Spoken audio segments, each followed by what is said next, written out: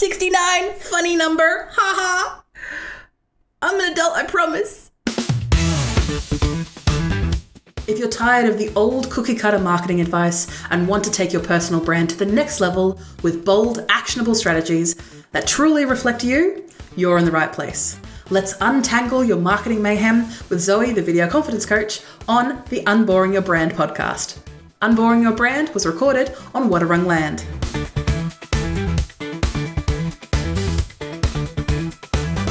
Welcome to the Unboring Your Brand podcast, where today we're going to be a little bit childish. Yes, let's address the elephant in the room. Well, it's not exactly an elephant, it's more of a pink elephant.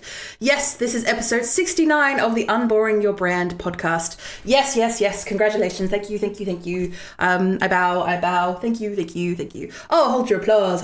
Oh, roses. Oh, thank you. Oh. Yes. So thank you everyone for sticking this long with us during the Unboring Your Brand podcast. Thank you for all your comments and your love. And this is a big milestone for me. Yes, other than it being a funny number, I myself am a funny, non-serious person. I like to think that we're all grown-ups here because most of the people that I work with, other than my mentees, are all grown-ups. And no, I myself will not grow up. In this episode, we're going to get a little childish on purpose, for the purpose of your personal brand. Who would have thought? Me talking about personal branding? Never. And now it's no excuse to say nice on a podcast, although 69, nice. So as you can imagine, we are talking about being childish in your branding and in your marketing on purpose. So let's get started into today's meaty subject. Feel free to take the pun out of that one. Why being childish can actually work for your marketing. Most people, when they come across your brand or engage with any social media, any online websites, branding searches, however they interact both online and in the real world, be it billboards, posters, flyers, or even a salesperson, I'm going to tell you now, people in day-to-day life, especially your customers, no matter who they are, I'm going to say you this now, are bored. People are bored. They are seriously bored. And if you give them something fun to look at, if you give them something to give them a little bit of a chuckle, maybe even a from the nostril, they're really going to be engaged. They're going to honestly remember you. And that silliness is going to travel throughout their reminding of your brand. Now, yes, I understand that a lot of people who are watching or listening to this may be screaming, Zoe, I'm a serious business person. I can't be silly. I'm not going to be taken seriously in hoity-toity, wherever the hell, or my industry is not going to take me seriously. I'm going to tell you now that your personal brand is not meant for you or your industry. It is for your clients. And being playful equals personality. Personality equals connection. And connection is, oh, look at that. It's your next client paying attention to you and eventually giving you money. Because that is what it is about when it comes to advertising and marketing yourself or marketing your brand. It is about attracting attention. And there is a reason why April Fool's jokes, they're a little bit passé now, but they definitely swing back and forth when it comes to relevance and interest. And when it comes to people being engaged with your brand, if there's a little bit of silliness, a little bit of quirkiness, a little bit of uniqueness, dare I say, people then pay attention to you. So one thing I want to address before we move on to the rest of the podcast today is that there is a difference between childish and unprofessional. Now, when you're pitching to a client, you're not exactly cracking poo jokes, unless, of course, they started it, or you're not going to be putting a whoopee cushion under their chair when they first sit in, unless that, again, is your, you sell whoopee cushions, or like you run a practical joke store. Maybe, who knows? I don't know if that still works in today's day and age, but if it does, wholehearted to you, it's definitely in your brand. But you are allowed to be lighthearted. You are still allowed to chuckle and make a joke and still know your stuff. You're allowed to read the room without turning into a clown. And I know for the sake of my brand and my personal brand, I like to use colors. I like to use exaggerated facial expressions because I enjoy that part of my personality. I have been a little drama baby since I was born, and I enjoy making people smile and laugh. Yes, I've had multiple clients say, you should be a comedian, you should be a clown, you should do all these things. And I have looked into it as a career, and I'm like, yeah, I'm okay with serving people and helping people. Yes, I can make them laugh, but I much better and much more enjoy the smile on their faces when they're able to see this behemoth, this tangled web of things called marketing for their brand, and they're able to see that just wash away and a smile appears on their face. It's a nice thing that I enjoy doing. And yes, making them laugh too is a nice thing. When it comes to your personal brand and where you can be playful, it is very much depending on your observations, because again, this personal brand is usually a reflection of you and who you are, and you are allowed to put funny comments or jokes in things that not necessarily don't matter, but say, for example, if you're proposing something like with an actual proposal to a big company, maybe not leading with a joke is probably the best thing, but say, for example, maybe having a joke at the end, or mention that, you can have a bit of fun with whoever you're talking to, whoever you're pitching to lighten up the mood, especially, and I've worked with a couple of people where the work that they do or the message that they tout is incredibly serious. And the best way to break that serious tension is to have an even lighthearted joke. Now, of course, you're not diminishing, I want to stress, you're not diminishing the work that you are doing or who you are doing the work for. But during times of sorrow, having any sort of levity is palpable, I'm going to tell you now. And it is something that definitely changes people's perspective on the work that you do. Some other examples that are slightly more lighthearted are, say, Instagram captions. You can have prime real estate of having a little bit of chaos and a little bit of quirkiness. You can, say, for example, run regular posts, maybe once a week or once a fortnight. That is not necessarily very serious. It's not salesy. It's not something that is pushing your brand or your message, very much like other posts that are reminding people of you exist. Or maybe just sharing a meme. Yes, it is low effort, but it is also levity in regards to everything else that you're doing with your brand. You can also put some jokes or some lightheartedness in email subject lines. Now, this doesn't have to be your email list or just your email list that, for example, you send out weekly or fortnightly or even monthly. You can also do this in the emails that you send to your clients.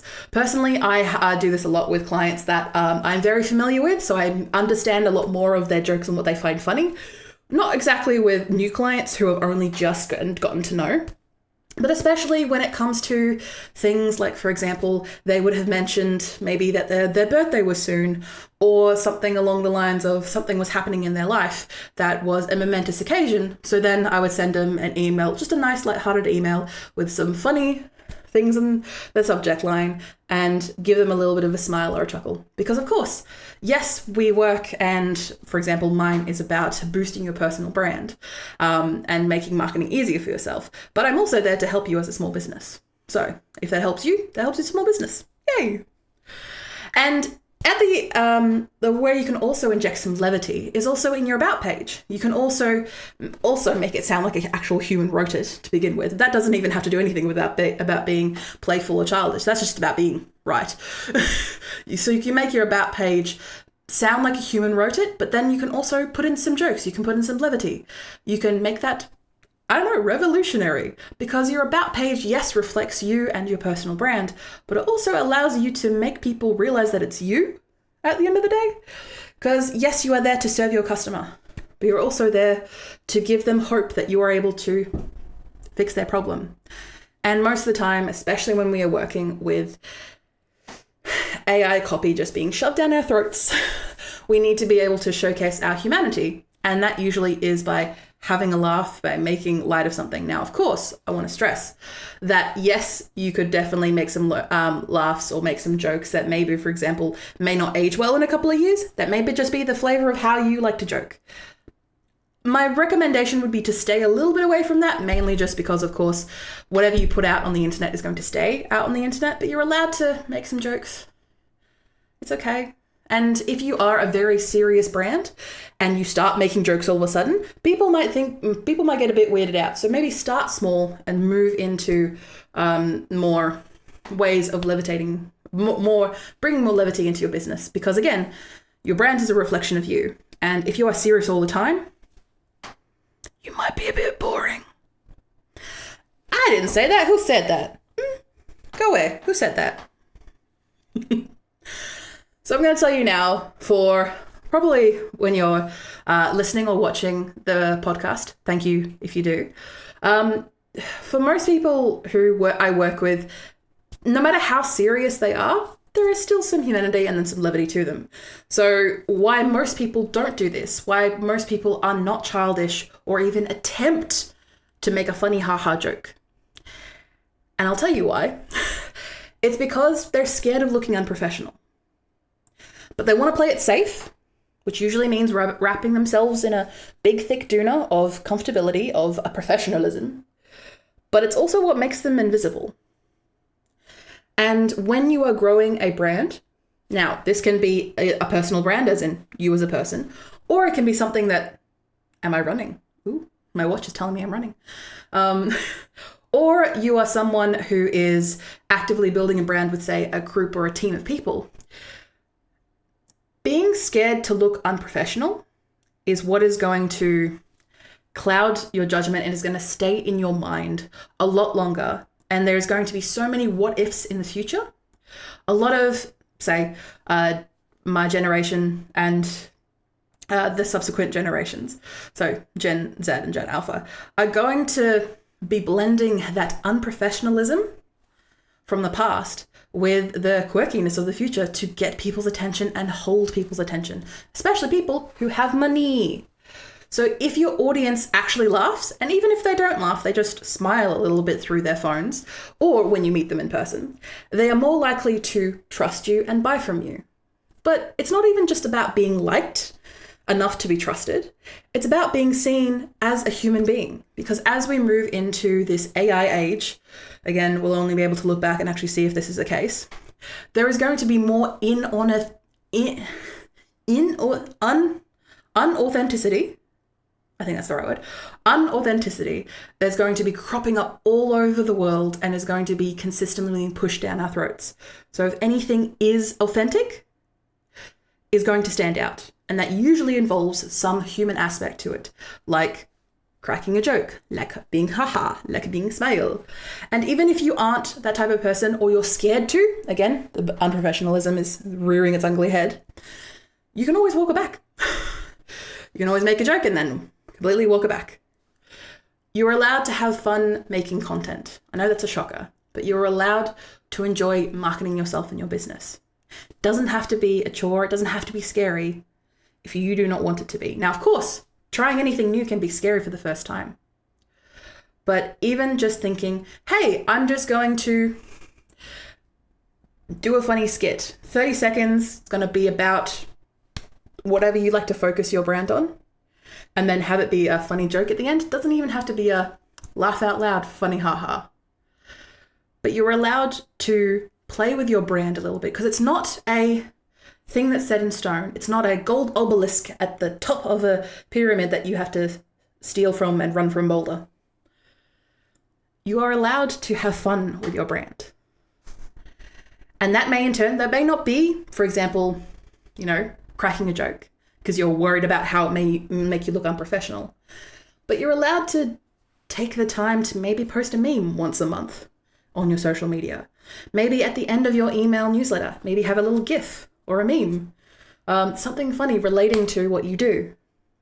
Having some levity in the reports that you provide or what are the articles that you write, any way that you are promoting yourself out into the world, you have a little funny, or even just a little treasure hunt, for example.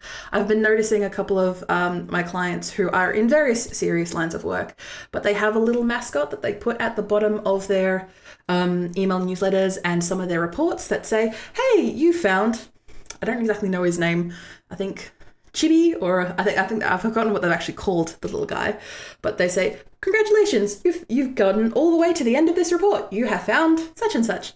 Give yourself a thumbs up.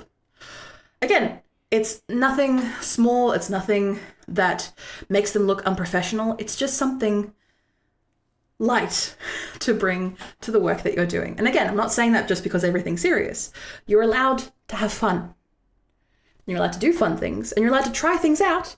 And if they don't work, you're allowed to pull them back. And if they do work, you can build upon it. Ta-da! Building a brand. Whoa! I want to give you a permission slip. So go down in the description, you'll find a link, and you'll see a nice big permission slip that I would like to give you. So you take that, Give it up. You're allowed to be a little bit of a dork. You don't have to be a meme machine, like a lot of channels that grow rapidly are mainly just reposting memes or funny jokes from other channels or stripped from other properties. You don't have to do that. But you are allowed to be a little bit of a weirdo, like the rest of us, I must say. You're allowed to let it show. And even if you feel like that might be a bit too silly, it might be the exact thing your audience loves. And in turn will remember you, remind them that you exist, and of course, buy from you. Now, of course, I've been talking very theoretical, which happens a lot when it comes to marketing and in personal branding from my experience. But I want to take this opportunity to just give you that momentum, that push, that you're allowed to, send a Slack message to your fellow staff at the end of a Friday saying, thanks for a good week of work, guys, with a funny GIF. You're allowed to have fun with yourself and your brand. Not just in the way that you market, but in the way that you communicate in general. So if you've been waiting for a sign to loosen up a little bit, because we're all going to die someday, take this episode, 69 baby, nice, as that opportunity to, why not, try it. Thank you everyone for joining us for 69 episodes so far of the Unboring Your Brand podcast. Let's stop acting like the internet was a never-ending job interview. You do not need to be serious and hold that asshole tight for the rest of your life, especially when you're promoting a brand. Add a pun, add a blooper, wear a funny hat in some of your reels, videos, GIFs, however you like to express yourself. Even in some of your articles, you're allowed to have a little joke in there or two. Maybe put it in italics so then people can tell it's a joke. You're allowed to be smart and silly, professional and playful. Arguably, I'd say you look smarter by being able to tell a joke and consistently tell a joke about your area of expertise. Even if I don't get it, I'm going to be impressed because you made a funny haha and I didn't get it, so I'm going to laugh because you are definitely smart. All I ask is that you just don't be boring, because that's the real crime. Why be building a personal brand? Especially for a lot of the people that I work with, it's going to be a long life, a long-term personal brand. So if it's going to be something that's going to be with you for life, it needs to be a little bit looser than just the rigid confines of what you decided 5 years ago.